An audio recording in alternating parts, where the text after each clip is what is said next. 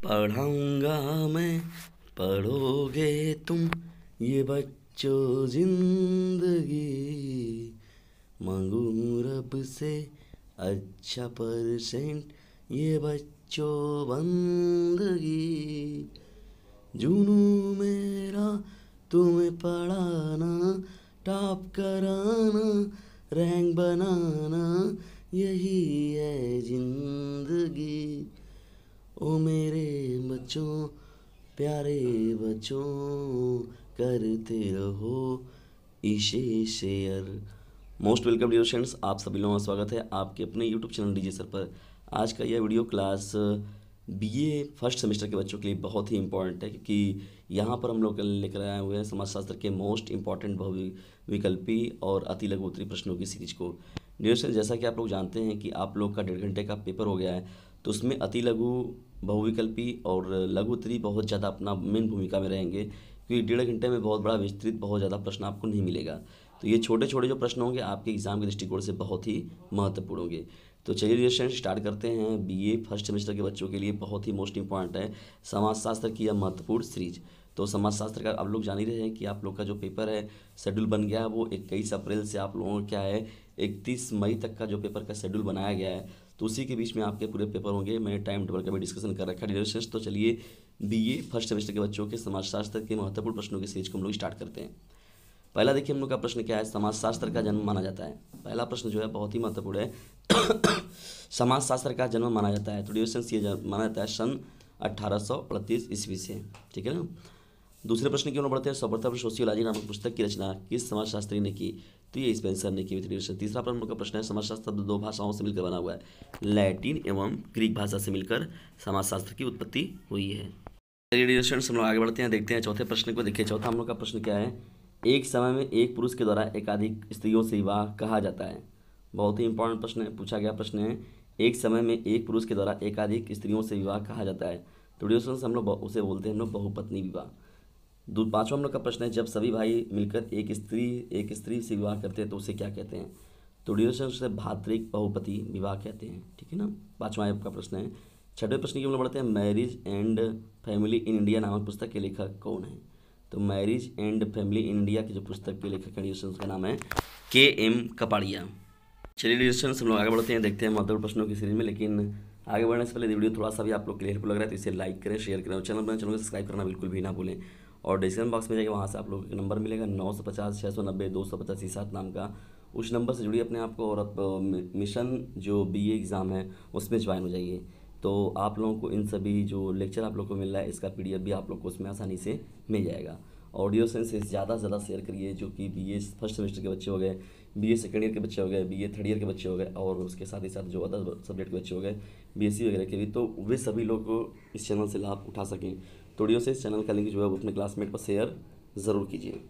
बढ़ते हम लोग अब सातवें प्रश्न की। देखिए सातवां हम लोग का प्रश्न क्या है, जीजा की बहन किस प्रकार की नातेदारी का उदाहरण है, जीजा की बहन किस प्रकार की नातेदारी का उदाहरण है, तो डिवीजन देखिए यहाँ पर इसको हम लोग तृतीयक नातेदारी कहते हैं, प्राथमिक नातेदारी, द्वितीयक नातेदारी, तृतीयक नातेदारी। तो ये डिवीजन इंपॉर्टेंट प्रश्न है। देखिए यहाँ पर क्या कहते हैं हम लोग सातवें प्रश्न को तृतीयक नातेदारी कहते हैं। आठवें प्रश्न की हम लोग बढ़ते हैं, निम्न में से कौन सा नातेदारी भेद है, तो देखिए बहु विवाह संबंधी नातेदारी हो गई, रक्त संबंधी नातेदारी हो गई, तो ये कुछ महत्वपूर्ण नातेदारी भेद हैं। नौवां हम लोग का प्रश्न है, कौन सा परिवार प्रकार नहीं है, तो भौतिक अनुकूलन जो होता है डिवीजन वो परिवार का प्रकार नहीं होता है। इंपॉर्टेंट प्रश्नों की सीरीज बढ़ते हैं हम लोग अब 10वें प्रश्न की। देखिए 10वां हम लोग का प्रश्न है, घरेलू हिंसा से महिलाओं की सुरक्षा अधिनियम किस वर्ष पारित किया गया, घरेलू हिंसा से महिलाओं की सुरक्षा अधिनियम किस वर्ष पारित किया गया, तो डिवीजन इस प्रश्न का जो राइट आंसर हो जाएगा सन 2005 हो जाएगा। 10वां हम लोग का प्रश्न है, घरेलू हिंसा से महिलाओं की सुरक्षा अधिनियम किस वर्ष में पारित किया गया, तो ये डिवीजन जो पारित किया गया सन 2005 में। बढ़ते हैं डिवीजन हम लोग नेक्स्ट क्वेश्चन की। देखिए हम लोग का 11वां प्रश्न क्या है, एकाकी परिवार में क्या होता है, तो डिवीजन जो एकाकी परिवार होता है उसमें पति पत्नी तथा उनके अविवाहित बच्चे होते हैं, ठीक है ना, उसे हम लोग क्या बोलते हैं, एकाकी परिवार बोलते हैं, ठीक। 12वां हम लोग का प्रश्न है, संयुक्त परिवार वह है जिसमें क्या होता है, देखिए जो संयुक्त परिवार होता है उसमें सामान्यतः विश्वास एवं संपत्ति की जो एकजुटता होती है, सामान्य पूजा होती है और सामान्य जो पाठशाला होती है वो संयुक्त रूप से होती है। 13वां हम लोग का प्रश्न डिवीजन, पशु समाजों के समान मानव समाज का भी एक आधार है, देखिए जो पशु समाज हो चाहे मानव समाज हो, उन दोनों का जो आधार है वो जैविकी ही है, ठीक है। तो 13वां आपका प्रश्न जो हो जाएगा जैविकी। 14वें प्रश्न की ओर बढ़ते हैं, मानव और पशु समाज में भिन्नता का मूल कारण क्या है। तो मानव और पशु समाज में डिस्कशन जो भिन्नता का मूल कारण बनता है वो मस्तिष्क बनता है। मस्तिष्क जानते हैं कि मनुष्य को जो है वो बहुत ही श्रेष्ठ माना गया है जीवधारियों में, क्योंकि उसके जो बुद्धि विवेक है वो ज़्यादा होते हैं। और देखते हैं यहाँ पर जो मनुष्य होता है उसका जो मस्तिष्क होता है एकदम ऊपरी, मतलब शरीर के सबसे ऊपरी भाग पर होता है, जबकि गाय जिससे और भी बैल हो गए, भैंस हो गए, तो ऐसे जानवरों को हम लोग जब देखते हैं तो इन सभी लोग देखिए जो शरीर का ढांचा इस प्रकार से बनाया गया कि उनका जो मस्तिष्क भी है तो वो एकदम समतुल्य होता है उनके शरीर के। तो ड्यूरेशंस कहीं ना कहीं से देखिए ये सभी रचनाओं पर भी डिपेंड होता है। और मानव और पशु समाज में भिन्नता का जो मूल कारण बनता है वो कहीं ना कहीं से मस्तिष्क बनता है। बढ़ते हैं 15वें प्रश्न की ओर। देखिए 15वां हम लोग का प्रश्न क्या है, मानव समाज के पास नाम की एक विशेषता है। तो मानव समाज के पास किस नाम की एक विशेषता है ड्यूरेशंस। तो ड्यूरेशंस उस विशेषता को हम लोग संस्कृति कहते हैं, ठीक है ना। किसी भी देश की, किसी भी राज्य की जो संस्कृति हो वो मानव समाज की एक प्रमुख विशेषताओं में से एक होती है। ये हम लोग का 15वां प्रश्न हो जाएगा। तो ड्यूरेशंस एक सीरीज समाप्त हुआ। आइए हम लोग बढ़ते हैं दूसरी सीरीज की ओर। ये अब द्वितीय सीरीज को हम लोग स्टार्ट करते हैं ड्यूरेशन। देखिए समाजशास्त्र का जो सेकंड सीरीज हम लोग का है उसका जो पहला प्रश्न है क्या है, पहला हम लोग का प्रश्न हो जाएगा, विश्व का सबसे बड़ा धार्मिक समूह कौन सा है। विश्व का सबसे बड़ा धार्मिक समूह कौन सा है। पहला हम लोग क्या हो जाएगा, यहाँ पर इस प्रश्न का जो राइट आंसर होगा ईसाई धर्म हो जाएगा, क्योंकि ड्यूरेशंस पूरे विश्व में जो ईसाई धर्म को मानने वालों की संख्या है वो सर्वाधिक है, ठीक है। तो विश्व का सबसे बड़ा धार्मिक समूह कौन सा है, ईसाई धर्म ना, क्रिश्चियन जिसे हम लोग कहते हैं। दूसरा हम लोग का प्रश्न क्या हो जाएगा, समाज के विचार को धर्म की आत्मा मानने वाले विद्वान कौन थे। तो समाज के विचार को धर्म की आत्मा मानने वाले जो विद्वान थे उनका नाम था इमाइल दुर्खिम, ठीक है। इंपॉर्टेंट प्रश्न है। तीसरे प्रश्न की ओर बढ़ते हैं, किसने कहा धर्म और जनता के लिए अफीम, धर्म जो है वो जनता के लिए अफीम है, ये बात किसने कही थी। तो ये डियर्सन्स बहुत ही महत्वपूर्ण समाजशास्त्री रहे हैं जिनका नाम है कार्ल मार्क्स। उन्होंने कहा था कि धर्म जो है वो जनता के लिए अफीम का काम करता है। चौथा हम लोग का प्रश्न हो जाएगा डियर्सन्स, लोक कल्याणकारी राज्य का प्रमुख लक्षण है। चौथा हम लोग का इंपॉर्टेंट प्रश्न है, लोक कल्याणकारी राज्य का प्रमुख लक्षण है। तो देखिए लोक कल्याणकारी राज्य के लिए प्रमुख जो कार्य होते हैं, तो राज्य के कार्य क्षेत्र में वृद्धि करना, दूसरा जो है आर्थिक सुरक्षा की व्यवस्था करना, और तीसरा जो हो जाएगा इसमें सामाजिक सुरक्षा की व्यवस्था करना। तो राज्य के प्रमुख कार्य हैं, राज्य को लोक कल्याणकारी राज्य बनाने के लिए ये सभी विशेषताएं रहनी चाहिए राज्य के अंदर। क्या क्या, राज्य के कार्य क्षेत्र में वृद्धि होनी चाहिए, आर्थिक सुरक्षा की व्यवस्था होनी चाहिए, सामाजिक सुरक्षा की भी व्यवस्था होनी चाहिए। ये प्रमुख रूप से इसके लक्षण होते हैं। चलिए प्रश्नों की श्रेणी में लोग आगे बढ़ते हैं, देखते हैं 5वें प्रश्न को, राज्य के बाहर या उसके विरुद्ध कुछ नहीं, सभी कुछ राज्य के अंतर्गत ही है, यह कथन किसका है। तो डिस्कशंस ये बहुत ही महत्वपूर्ण रहे हैं समाज सुधार के रूप में जिनको हम लोग याद करते हैं, मुसोलिनी का कथन है, ठीक है। डिस्कशंस बहुत ही इंपॉर्टेंट दार्शनिक के रूप में रहे हैं सब इटली के, तो ये मुसोलिनी नाम है उनका, ठीक है। इंपॉर्टेंट है ये आपका प्रश्न। 6वें प्रश्न की ओर बढ़ते हैं, शिक्षा का व्यापक अर्थ क्या है। तो जन्म से मृत्यु तक मिलने वाला ज्ञान, यानी जन्म से मृत्यु तक के बीच में जो गैपिंग होता है उसमें उसको ज्ञान से भर देना, ये क्या कहलाता है, शिक्षा कहलाता है। 7वां हम लोग का प्रश्न है, किसने कहा शिक्षा से मेरा तात्पर्य व्यक्ति के शरीर, मन और आत्मा के विकास से। तो ये डियर्शंस कथन जो है हमारे राष्ट्रपिता का है, महात्मा गांधी जी, ठीक है ना। उन्होंने कहा था कि शिक्षा से मेरा तात्पर्य शरीर के मन और आत्मा के विकास से है। तो इतने भी उच्च विचारधाराओं को महान पुरुष ही दे सकते हैं। तो डियर्शंस ये जो कथन है वो हमारे देश के राष्ट्रपिता जो है, राष्ट्रपिता महात्मा गांधी जी का यह कथन है। बढ़ते हैं हम लोग अब 8वें प्रश्न की ओर। देखिए 8वां हम लोग का प्रश्न क्या है, जो प्रक्रिया विभिन्न समूहों और व्यक्तियों को एक दूसरे से जोड़ती है उसे कहा जाता है। प्रश्न को ध्यान सुनिए, मैं एक बार फिर से पढ़ रहा हूँ, जो प्रक्रिया विभिन्न समूहों और व्यक्तियों को एक दूसरे से जोड़ती है उसे क्या कहते हैं। तो डिस्कशन से हम लोग एकीकरण कहते हैं। एकीकरण का मतलब एकीकरण का मतलब तरीके से एकता की ही बात कर रहा है, ठीक है डिस्कशन।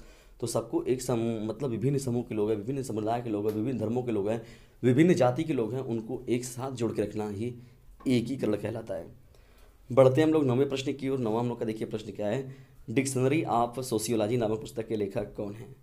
तो डिक्शनरी ऑफ सोशियोलॉजी नामक जो पुस्तक है वो फेयर चाइल्ड के द्वारा लिखा गया है, ठीक है। बहुत ही इंपॉर्टेंट ये आपका बुक है डियर्स, इसको याद कर लीजिएगा। 10वां हम लोग का प्रश्न है, कल्चर एंड सोसाइटी नामक पुस्तक के लेखक कौन है। प्रश्न को सुनिए ध्यान से एक बार फिर से, कल्चर एंड सोसाइटी नामक पुस्तक के लेखक कौन है। तो उनका नाम है डियर्स एल्ड्रिज एवं मेरिल। तो एल्ड्रिज एवं मेरिल नाम के जो व्यक्ति हैं वही जो है वो कल्चर एंड सोसाइटी नामक पुस्तक के लेखक हैं।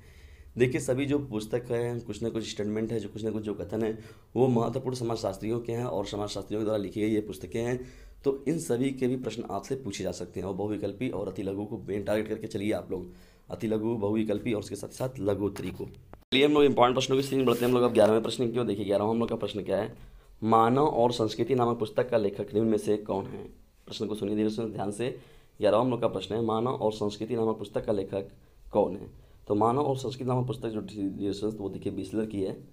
12वें प्रश्न की ओर बढ़ते हैं, सिटीज एंड सिविलाइजेशन किसकी रचना है। तो सिटीज एंड सिविलाइजेशन जो रचना है वो डॉक्टर घुरिये की है।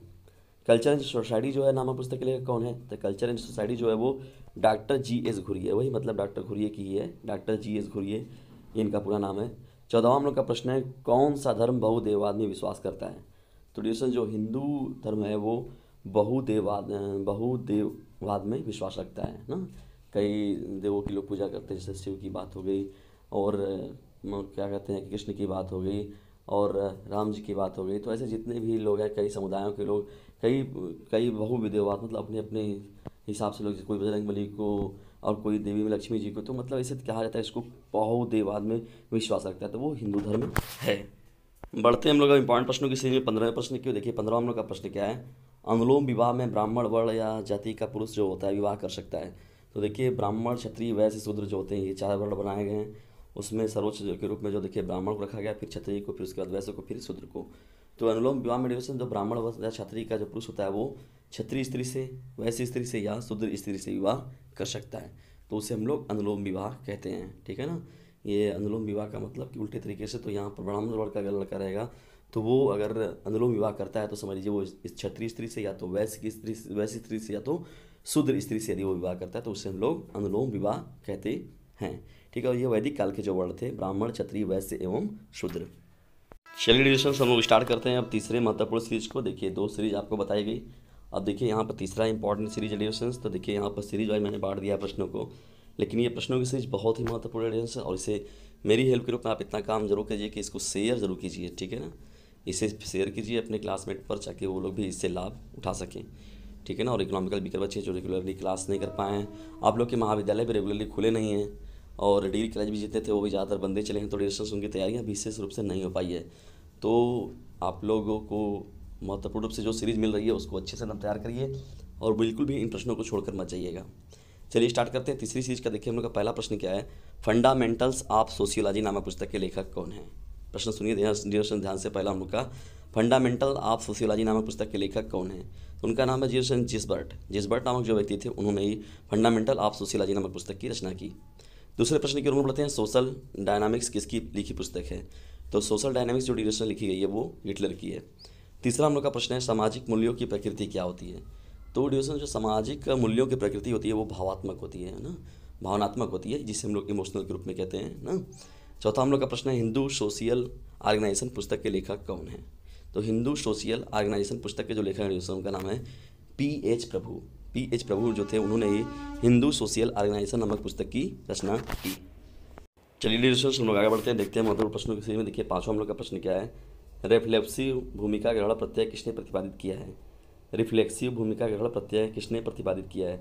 तो डिस्कशन से बहुत ही महत्वपूर्ण समाजशास्त्री हैं जिनका नाम है कूले। तो कूले ने ही रिफ्लेक्सिव भूमिका ग्रहण प्रत्यय को प्रतिपादित किया हुआ है।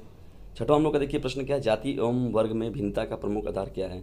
तो जाति एवं वर्ग में जो भिन्नता का प्रमुख आधार आता है वंशानुगत सामाजिक परिस्थिति ना, ये पहले से ही मेंटेलिटी बन जाती है लोगों की। तो जाति एवं वर्ग में भिन्नता का प्रमुख जो आधार होता है वो वंशानुगत सामाजिक परिस्थिति होती है। ठीक है ना। 7वां हम लोग का प्रश्न क्या है, किसने अपनी पुस्तक राजनीति में परिस्थिति एवं भूमिका दोनों ही शब्दों का प्रयोग किया। तो डिस्कशन ये बहुत ही बड़े महान समाज सुधारक के रूप में या तो बड़े ही बुद्धिजीवी के रूप में ना, इनको दार्शनिक के रूप में हम लोग याद करते हैं जिनका नाम अरस्तु है। तो अरस्तु ने ही परिस्थिति एवं भूमिका दोनों ही शब्दों का प्रयोग जो था अपनी पुस्तक राजनीति में की है। चलिए डिस्कशन हम लोग आगे बढ़ते हैं, देखते हैं 5वें प्रश्न को। देखिए 5वां हम लोग का प्रश्न क्या है, राज्य के बाहर या उसके विरुद्ध कुछ नहीं, ये सभी कुछ राज्य के अंतर्गत ही है, यह कथन किसका है। तो डिस्कशन ये बहुत ही महत्वपूर्ण जो कथन है वो मुसोलिनी का है। 6वां हम लोग का प्रश्न है, शिक्षा का व्यापक अर्थ क्या है। तो जन्म से मृत्यु तक मिलने वाला जो ज्ञान होता है उसे ही हम लोग शिक्षा कहते हैं। यानी इंसान का जब जन्म होता है और मृत्यु से पहले तो वो क्या करता है, बीच की जो गैपिंग होती है उसको वो ज्ञान से ही भरने का प्रयास करता है। ठीक है। तो जो शिक्षा है वो बहुत ही व्यापक चीज़ है और वह आपके जन्म से लेकर मृत्यु से पहले तक वो आप लोग उसको सीखते ही रहते हैं। और आप छोटे से भी सीखते हैं, बड़े से भी सीखते हैं, अपने बराबरी वालों से भी सीखते हैं। ठीक है। ये आपका 6वां प्रश्न है और इम्पॉर्टेंट है। 7वां हम लोग का प्रश्न जाएगा, किसने कहा शिक्षा से मेरा तात्पर्य व्यक्ति के शरीर मन और आत्मा के विकास से। तो ये डिरेक्शन जो महत्वपूर्ण कथन है वो महात्मा गांधी जी का है। और देखिए ये जो मैंने 5वां 6वां 7वां प्रश्न था, मैंने इसको अभी पीछे एक आध सीरीज था उसमें भी मैंने इस प्रश्न को डिसाइड किया, वहाँ पर भी ये प्रश्न आप लोग को देखने को मिले थे। देखिए एक बार फिर से आप लोग को ये प्रश्न मिल गया है। तो ये प्रश्नों की अगर रिपीटेशन किसी प्रश्नों की हो जाती है तो इससे बिल्कुल भी घबराइए नहीं, क्योंकि उससे समझ लीजिए आप लोग का रिकॉल जो होगा वो और भी बेहतर होगा, आप उसको और अच्छे से तैयार कर लेंगे। चलिए डिस्कशन हम लोग आगे बढ़ते हैं सीरीज में। देखिए और भी महत्वपूर्ण प्रश्न हम लोग क्या है, उन प्रश्नों को कवर करना भी बहुत जरूरी है। लेकिन डिस्कशन से 15 से 20-25 मिनट का जो भी वीडियो बन रहा है उसमें मैंने देखिए फालतू बात कुछ भी नहीं हुई है, जितनी भी काम की बातें हुई पूरी की पूरी आपके साथ वही हो रही है नियमित रूप से। और 8वां देखिए प्रश्न क्या है इसमें डिस्कशन, किसने कहा शिक्षा एक त्रिमुखी प्रक्रिया है। तो डिस्कशन बहुत ही महत्वपूर्ण ये रहे हैं शिक्षा शास्त्री जिनका नाम है जॉन डेवी, ठीक है ना। इन्होंने कहा था कि शिक्षा जो है वो एक त्रिमुखी प्रक्रिया है। 9वां हम लोग का प्रश्न है, किसने कहा शिक्षा एक द्विमुखी प्रक्रिया है। तो द्विमुखी प्रक्रिया के रहने वाले जो व्यक्ति थे उनका नाम था डिस्कशन एडम्स। 10वें प्रश्न की हम लोग बढ़ते हैं, एजुकेशन शब्द का शाब्दिक अर्थ क्या है। तो एजुकेशन शब्द का जो शाब्दिक अर्थ होता है डिस्कशन वो प्रशिक्षण कार्य होता है, ठीक है ना। प्रशिक्षण कार्य जो होता है वो एजुकेशन शब्द का शाब्दिक अर्थ है। 11वें प्रश्न की ओर बढ़ते हैं हम लोग, शिक्षा शब्द का क्या अर्थ है। तो शिक्षा शब्द का अर्थ डिस्कशन से ही होता है कि सिखाना, ठीक है ना। सीखना या सिखाना जो होता है ये प्रोसेस रखा जाता है वो शिक्षा के अंतर्गत ही रखा जाता है। चलिए डिविजन हम लोग आगे बढ़ते हैं 12वें प्रश्न की ओर। देखिए 12वां हम लोग का प्रश्न क्या है, एजुकेशन शब्द की उत्पत्ति लैटिन भाषा के किस शब्द से मानी जाती है। एजुकेशन शब्द की उत्पत्ति लैटिन भाषा के किस शब्द से मानी जाती है। तो डिविजन इस प्रश्न का जो राइट आंसर होगा इडुको हो जाएगा ना, इडुको। 13वां हम लोग का प्रश्न है, एजुकेशन शब्द की उत्पत्ति किस भाषा से हुई है। तो एजुकेशन शब्द की जो उत्पत्ति हुई है डिविजन वो लैटिन भाषा से हुई है। 14वां हम लोग का देखिए प्रश्न क्या है, शिक्षा से मेरा अभिप्राय बच्चे के शरीर मन और आत्मा में विद्यमान सर्वोत्तम गुणों का सर्वांगीण विकास करना है, यह विचार किसके हैं। प्रश्न को सुनिए डिस्कशन 14वां एक बार फिर से मैं रिपीट कर रहा हूँ, शिक्षा से मेरा अभिप्राय बच्चे के शरीर मन और आत्मा में विद्यमान सर्वोत्तम गुणों का सर्वांगीण विकास करना है, यह विचार किसका है। तो डिस्कशन से ये महत्वपूर्ण जो कथन देने वाले व्यक्ति थे उनका नाम था महात्मा गांधी, जो हमारे देश के राष्ट्रपिता भी हैं और जिन्हें बापू भी कहा जाता है। तो ये महात्मा गांधी जी का महत्वपूर्ण विचार रहा है। डियर स्टूडेंट्स, विश्व का सबसे बड़ा धार्मिक समूह कौन सा है। तो यहाँ पर मैंने इस प्रश्न को पहले भी आप लोगों को बताया था, एक बार देखिए फिर से रिपीट हो रहा है। विश्व का सबसे बड़ा धार्मिक समूह जो है वो ईसाई धर्म है ना, जिन्हें हम लोग क्रिश्चियन कहते हैं। तो देखिए इसे चर्च वगैरह में देखते हैं, ये चर्च जो होता है, तो ये जो हैं समुदाय के लोग वो विश्व में सबसे बड़े धार्मिक समूह के रूप में हैं ईसाई धर्म। तो 15वां प्रश्न जो है ये बहुत ही इंपॉर्टेंट प्रश्नों में एक है। चलिए डिस्कशन हम लोग आगे बढ़ते हैं और देखते हैं महत्वपूर्ण अगली सीरीज को। देखिए हम लोग का ये चौथी सीरीज है, ठीक है डिस्कशन। ऐसे ही मोस्ट इंपॉर्टेंट प्रश्नों की सीरीज का एक साथ केवल 10 से 5 प्रश्नों का नहीं, आप लोगों को तैयारी कराया जाएगा। कम से कम जब भी कराया जाएगा तो 50 प्रश्नों का 60 प्रश्नों का, तो ऐसे आप लोग क्या होगा और भी मजबूती होगी, क्योंकि प्रश्नों का के लिए प्रश्नों को ज़्यादा मैंने आप लोग को दिया नहीं है और उसके बाद समय बहुत कम है। तो डिस्कशन इस सभी प्रश्नों को आप लोग खुद भी देखें और दूसरे छात्रों को भी लाभान्वित करें, तो इसे शेयर जरूर कीजिएगा। पहला देखिए हम लोग का प्रश्न है, जब एक व्यक्ति अपने समूह से बाहर विवाह करे तो उसे क्या कहते हैं। तो जब व्यक्ति कोई अपने समुदाय और धर्म जाति से बाहर निकल कर जब विवाह करता है डिविजन, तो हम लोग बहिर्विवाह करते हैं। क्या कहते हैं, बहिर्विवाह। दूसरा हम लोग का देखिए प्रश्न क्या है, हिंदू विवाह क्या है। तो हिंदू विवाह जो होता है डिविजन वो एक संस्कार होता है। तीसरे महत्वपूर्ण प्रश्न की ओर बढ़ते हैं। तीसरा देखिए हम लोग का प्रश्न है, जब एक व्यक्ति अपने जीवन साथी का चुनाव अपने ही समूह में करता है तो इस विवाह को क्या कहते हैं। प्रश्न को सुनिए ध्यान से। तीसरा प्रश्न, जब एक व्यक्ति अपने जीवन साथी का चुनाव अपने ही समूह में करता है तो इस विवाह को क्या कहते हैं। तो डिस्कशन उसे हम लोग अंतर विवाह कहते हैं, ठीक है ना, अंतर विवाह। तो यहाँ देखिए बहिर्विवाह और अंतर विवाह में आप लोग कंफ्यूज बिल्कुल भी मत रहिए, कभी कभी इन दोनों के बीच में अंतर भी पूछ देता है, तो अंतर भी आप आसानी से लिख सकते हैं। महत्वपूर्ण प्रश्नों की सीरीज में बढ़ते हैं हम लोग डिस्कशन चौथे प्रश्न की। देखिए चौथा हम लोग का प्रश्न क्या है, समाजशास्त्र की प्रकृति है। तो डिस्कशन समाजशास्त्र की जो प्रकृति है वो साइंटिफिक है, जिसे हम लोग हिंदी में वैज्ञानिक कहते हैं। पांचवा देखिए हम लोग का प्रश्न क्या है, सर्वप्रथम समाजशास्त्र नाम कब दिया गया। तो डिस्कशन से ये पहले हम लोग देखिए जब पहला हम लोग का सीरीज स्टार्ट था तो वहाँ पर ही मैंने इस प्रश्न को बताया था, तो सन 1838 में। छठवां हम लोग का प्रश्न डिस्कशन, सोशियोलॉजी शब्द की उत्पत्ति हुई है। तो जानते ही हैं कि ग्रीक भाषा से हम लैटिन भाषा से ये दोनों भाषाओं को मिलाकर जो है सोशियोलॉजी शब्द की उत्पत्ति हुई है। सातवां हम लोग का प्रश्न है, अर्थशास्त्र के रचनाकार कौन है। डिस्कशन देखिए अर्थशास्त्र के जो रचनाकार हैं वो चाणक्य हैं, बहुत ही इंपॉर्टेंट व्यक्ति रहे हैं ये चाणक्य। चाणक्य की नीति जो है बहुत ही महत्वपूर्ण है। आठवां हम लोग का प्रश्न है, समाजशास्त्र किस प्रकार का विज्ञान है। तो समाजशास्त्र जो होता है डिस्कशन वो निरपेक्ष विज्ञान है। निरपेक्ष और सापेक्ष की बात होती है, जैसे हमारे सम्मुख कोई चीज़ें दिख रही हैं तो उसको हम लोग सापेक्ष बोलते हैं, लेकिन अगर हमको सम्मुख नहीं दिखाई दे लेकिन वो कहीं ना कहीं से हो रही है तो उसको हम लोग निरपेक्ष बोलते हैं। तो समाजशास्त्र भी कुछ उसी प्रकार का विज्ञान है, ठीक है, जिसे हम लोग निरपेक्ष कहते हैं। चलिए डिस्कशन हम लोग आगे बढ़ते हैं इंपॉर्टेंट प्रश्नों की सीरीज में। अब देखते हैं 9वें प्रश्न को। देखिए 9वां हम लोग का प्रश्न क्या है। किसने कहा मनुष्य एक सामाजिक प्राणी है? बहुत ही महत्वपूर्ण ये कथन है डिस्कशन। तो मनुष्य एक सामाजिक प्राणी है, ये जो कथन है वो अरस्तु जी का है। ठीक है, बहुत ही इंपॉर्टेंट है।